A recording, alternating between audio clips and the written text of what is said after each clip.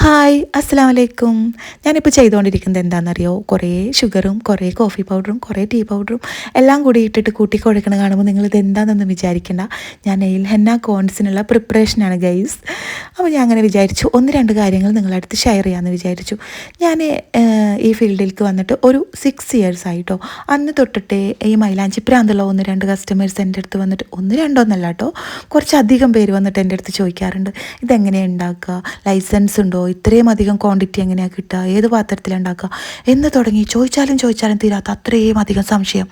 ഞാനും വിചാരിക്കും ഇവർക്ക് എവിടുന്നാണ് ഇതിന് മാത്രം സംശയം എന്നുള്ളത്. പക്ഷേ ഗൈസ്, നമ്മൾ ഇതിനെക്കുറിച്ചിട്ട് ആരെടുത്തും ഷെയർ ചെയ്യാറില്ല.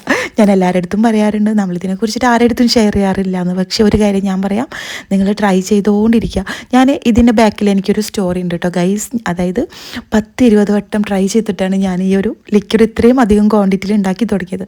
അപ്പോൾ നിങ്ങൾ 1-2 വട്ടം ഉണ്ടാക്കി സക്സസ് ആയില്ല എന്ന് വിചാരിച്ചിട്ട് നിർത്തി പോകരുത്. വീട്ടിൽ ചോറ് വെക്കണ ചെമ്പിലും ചായ വെക്കണ ചെമ്പിലും എല്ലാം ട്രൈ ചെയ്തുകൊണ്ടിരിക്കുക. എന്തായാലും ഒരു ദിവസം സക്സസ് ആവും. അപ്പോൾ ബൈ.